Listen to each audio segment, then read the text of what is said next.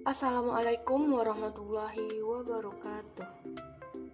Apa kabar Ananda semua? Semoga kita selalu dalam lindungan Allah Subhanahu wa Ta'ala. Pada hari ini kita akan membahas globalisasi. Sebelum memulai pembelajaran, silakan rapikan tempat belajarnya, bersihkan, kemudian silakan ambil buku catatan dan buku paketnya. Marilah kita berdoa sebelum memulai pembelajaran hari ini.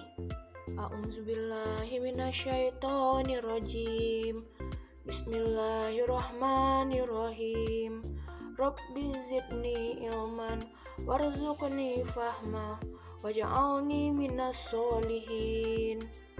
Ya Allah, tambahkanlah aku ilmu dan berikanlah aku kemampuan untuk memahaminya, dan jadikanlah aku termasuk golongan orang-orang yang soleh. Amin. Adapun tujuan pembelajaran kita hari ini yaitu setelah pembelajaran, siswa mengetahui pengertian globalisasi, bentuk-bentuk globalisasi, dan dampak globalisasi. Kita masuk ke pengertian globalisasi. Apa yang dimaksud dengan globalisasi? Menurut Kamus Besar Bahasa Indonesia, globalisasi adalah proses masuknya ke ruang lingkup dunia. Sedangkan secara umum, globalisasi adalah proses mendunianya suatu hal sehingga batas antara negara menjadi hilang. Globalisasi menjadikan seluruh bangsa dan negara di dunia ini semakin terkait, mewujudkan suatu tatanan kehidupan baru.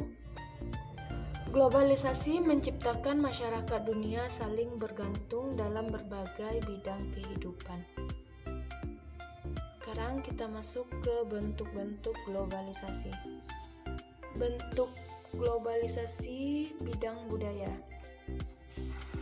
Globalisasi bidang budaya memberikan manfaat, misalnya memperkaya budaya bangsa.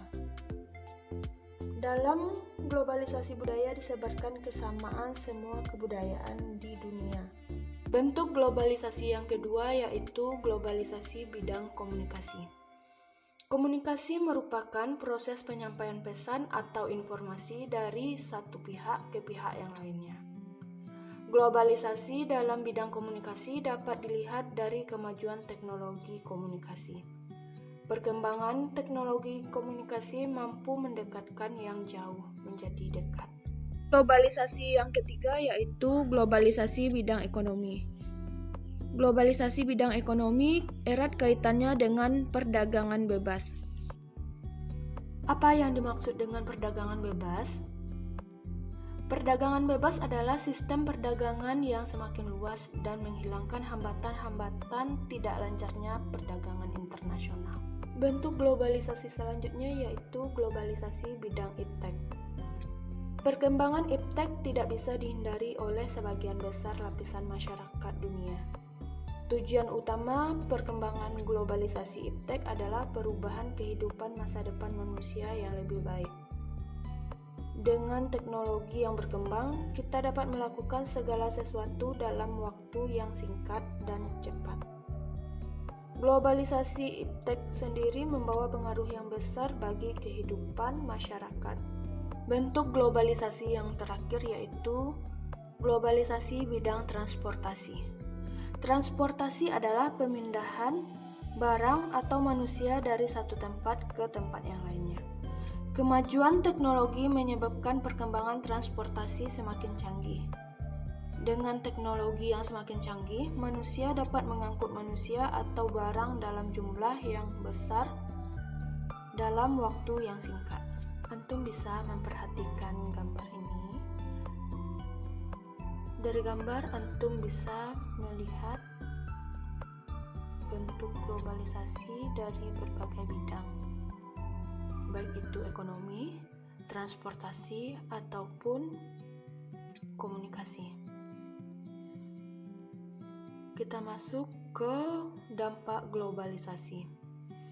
Dampak globalisasi yang pertama yaitu dampak positif, yang kedua dampak negatif.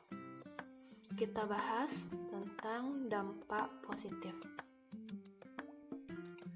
Dampak positif yang pertama yaitu berkembangnya ilmu pengetahuan dan teknologi. Yang kedua, meningkatkan efektivitas dan efisiensi. Yang ketiga, perekonomian satu negara semakin meningkat.